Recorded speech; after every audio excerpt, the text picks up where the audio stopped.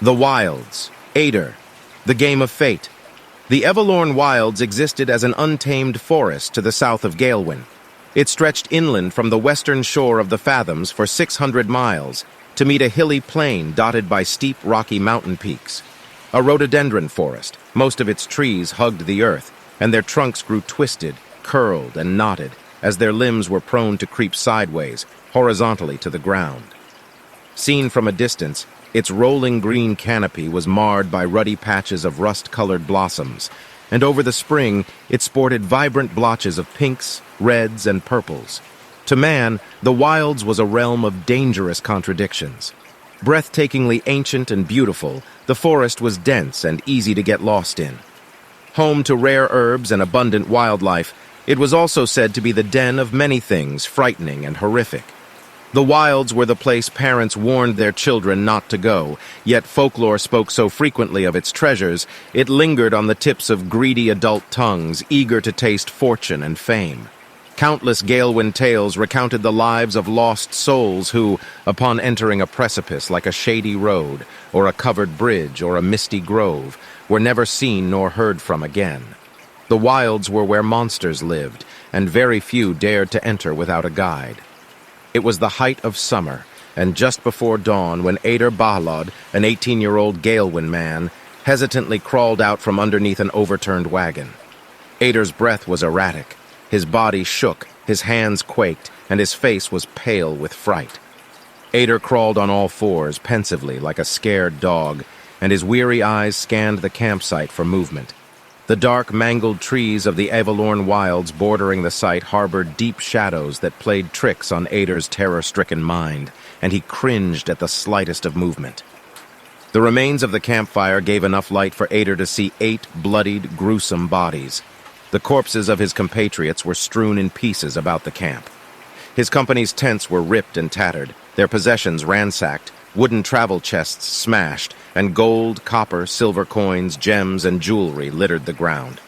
And nearby, the wagon's horse lay gutted in a pool of its own blood.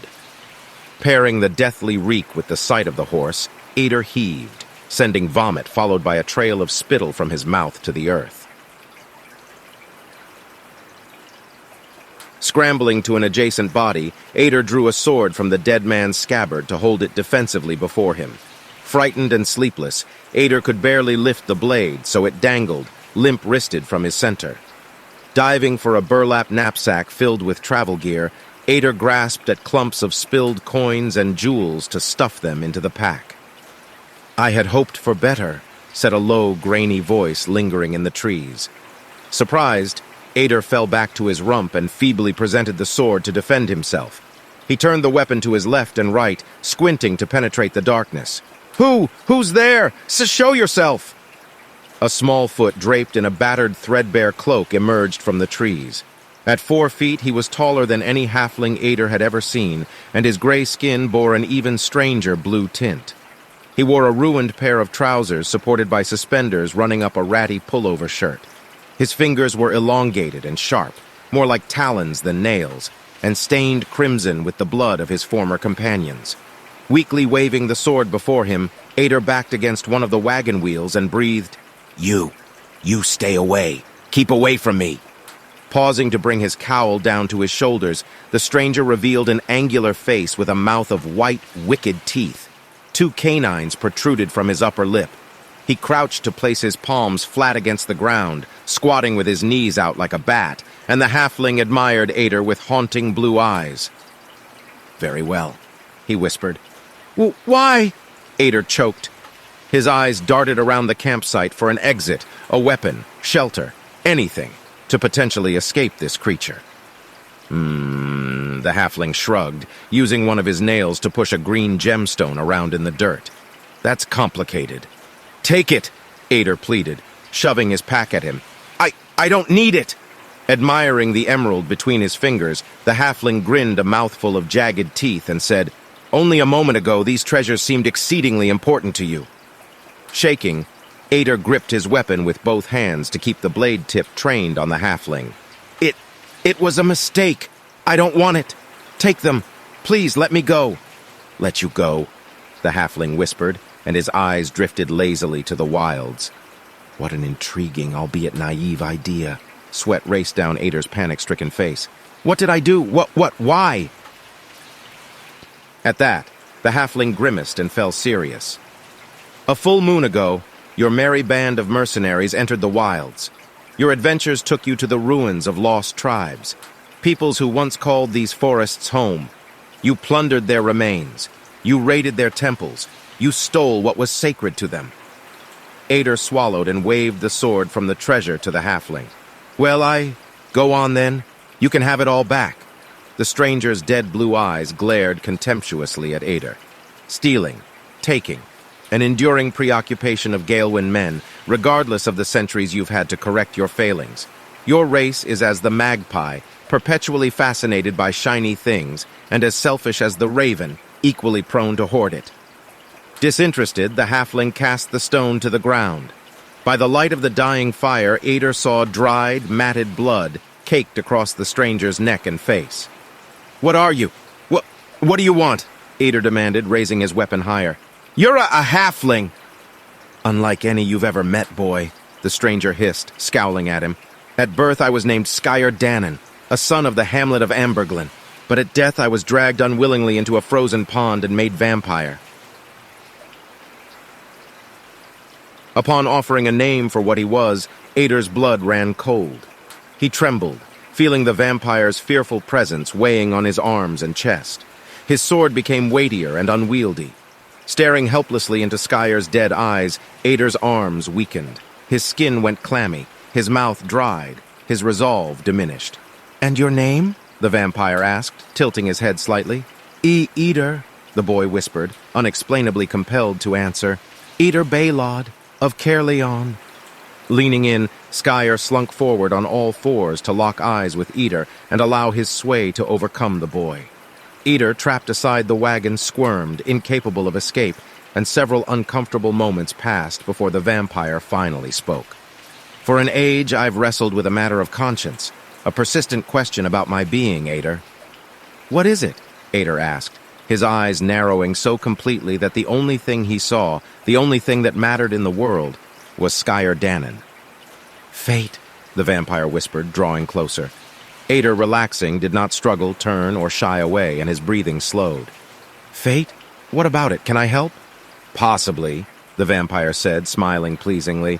It is true I consumed your companions, but you, so young, I admit I succumbed to pity and spared your life. As a test. A test? Ader asked, lowering the sword. Yes, Skyer growled, pausing inches from Ader's legs.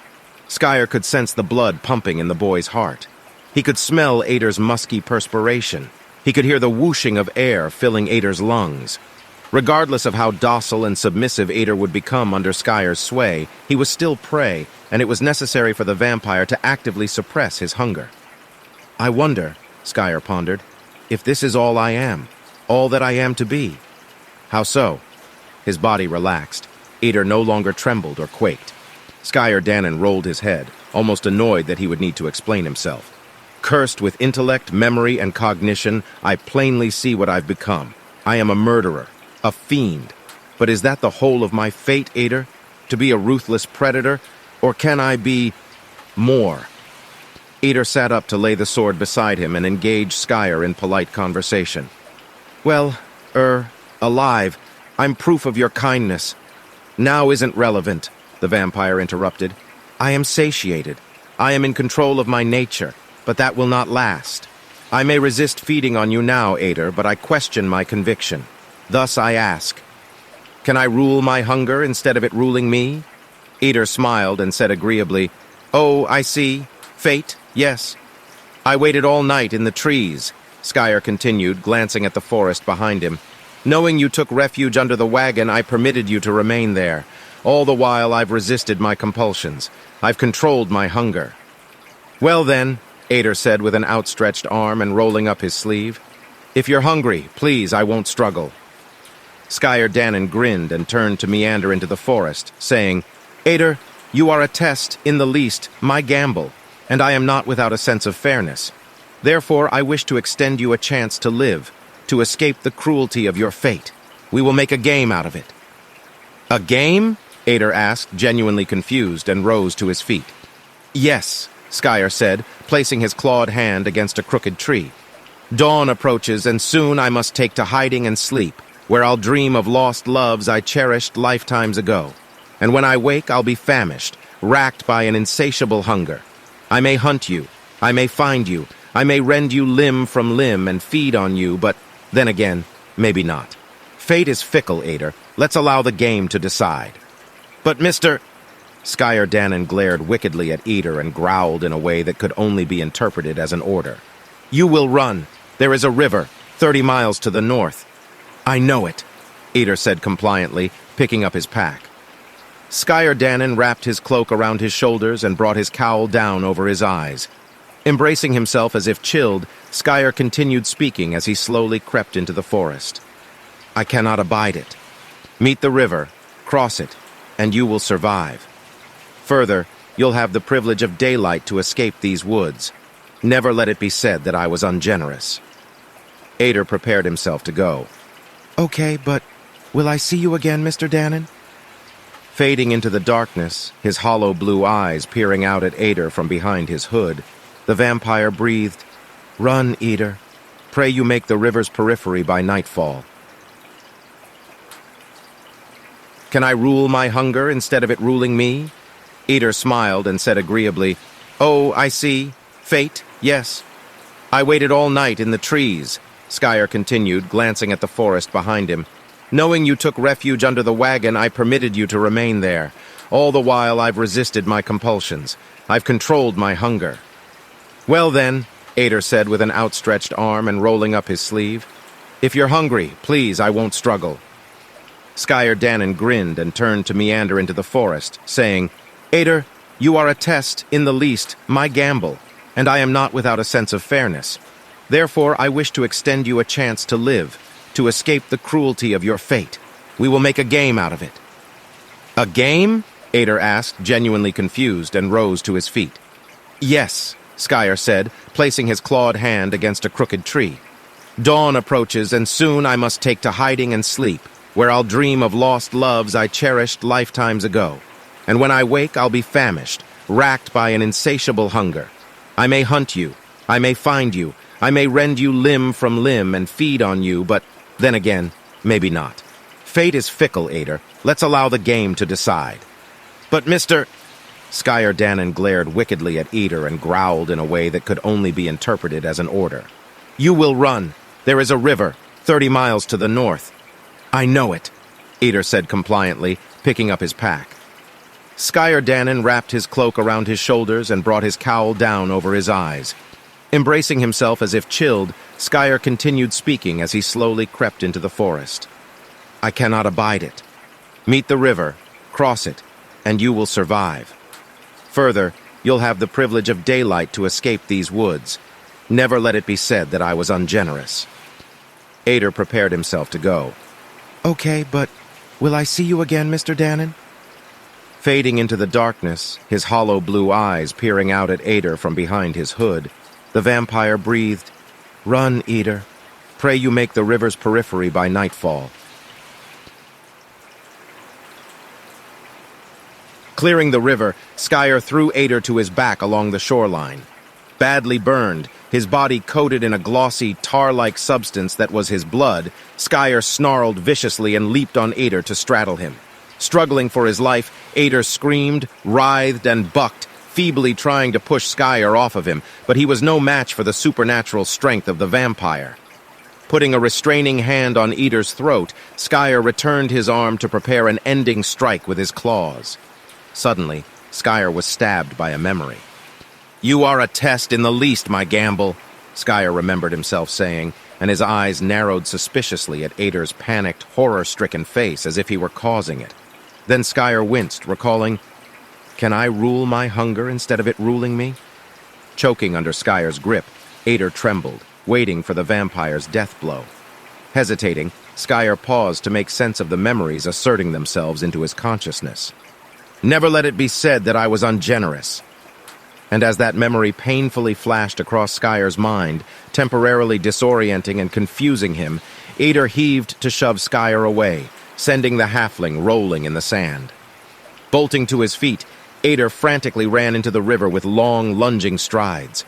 Laying on his hip, too weak and burned to pursue, Skyer Danon could only watch as Ader took to swimming the width of the river and drifted downstream. Resting, the vampire's flesh began to reconstitute and rebuild connective tissue and sinew. Gnawed by the intensity of his hunger, but once again lucid and comprehending, Skyer braced his elbows against his knees and dipped his head forlorn. "A visual mnemonic," he muttered, thinking of the experience. Yes, of course, patterns, faces, a disruptive trigger, a means of control. Patiently waiting for his body to heal, Skyer Danon angrily lifted his eyes to glance downriver. He saw Ader crawl onto the opposite shore and limp hurriedly into trees. "Albeit greatly unsatisfying," the vampire admitted, settling under the starry night sky and wrapping his arms around his legs. "It would seem fate was kind to us both. Ironic. Safe travels, Ader Balod of Caerleon, and I beg you never stray into these wilds again."